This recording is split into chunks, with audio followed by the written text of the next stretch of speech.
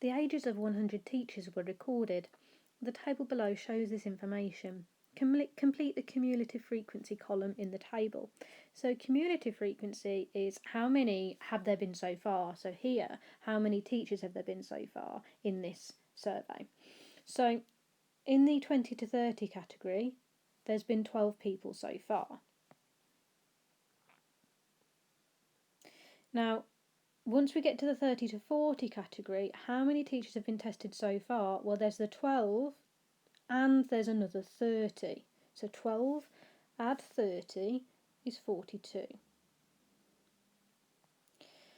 In the 40 to 50 category, so by the time we get to the end of that category, how many people have been in the survey so far? So we've got the 12, add the 30, which is 42, add 28. So 42 add 8 is 50, add 20 is 70.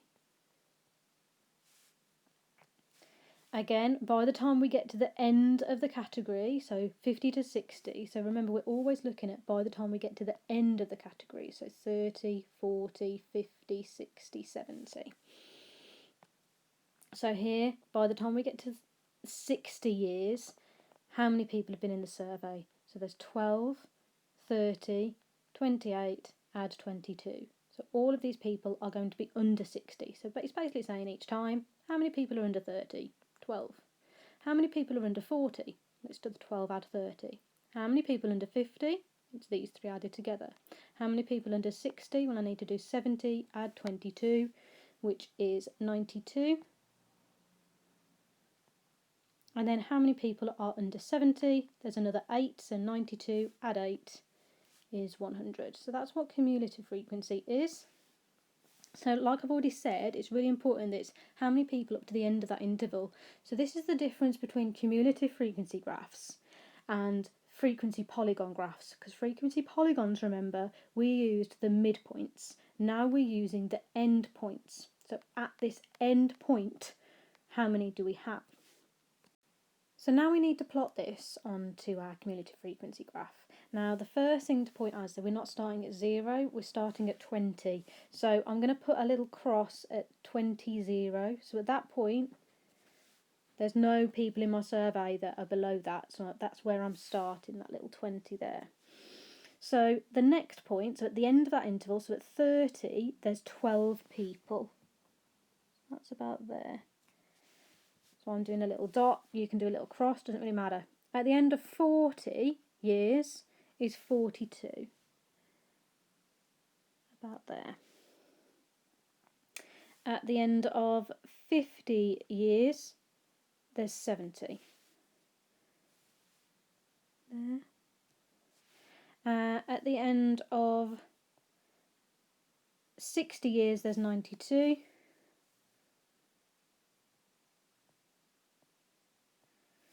And at the end of 70 years, there's 100. So like I said, I'm doing a little dash just because it's easier on my iPad, but you could be doing a little cross and being a lot more specific than I am. Now, again, another difference between a cumulative frequency curve and a frequency polygon is cumulative frequency is curved. So I'm going to draw a curve that goes through all of my points. Like that. It should look like it's curving, like kind of an S shape, so like should start shallow, get steep, and then curve off towards the end. Okay, so there's some things that you can do using this, which I want to just show you. So you can find the median. So the median, you're always looking at, well, how many people have I got in the survey, which is 100. So the middle number would be 50. So if I draw a line across at 50 and draw a line down, so that's going to get to about 43. So the median would be about 43 years old. And then there's also something called the lower quartile. So if the median was the 50th number, the 50th person, then the lower quartile will be half of that. So I'm looking for the 25th person.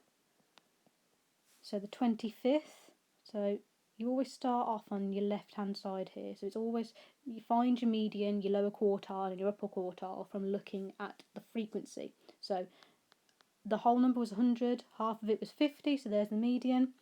Half of 50 is 25. So I'm going to go across at 25. So for this question, my lower quartile would have been about 35 years.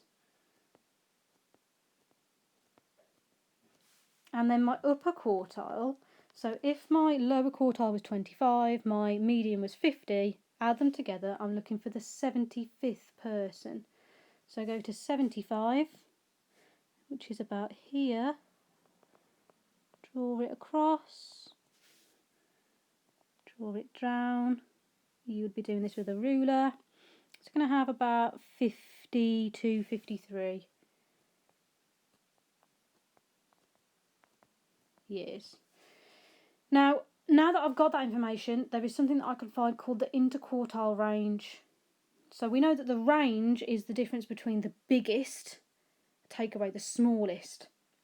Now the interquartile range is the difference between the upper quartile, take away the lower quartile. So the upper quartile here is 53, the lower quartile is 35.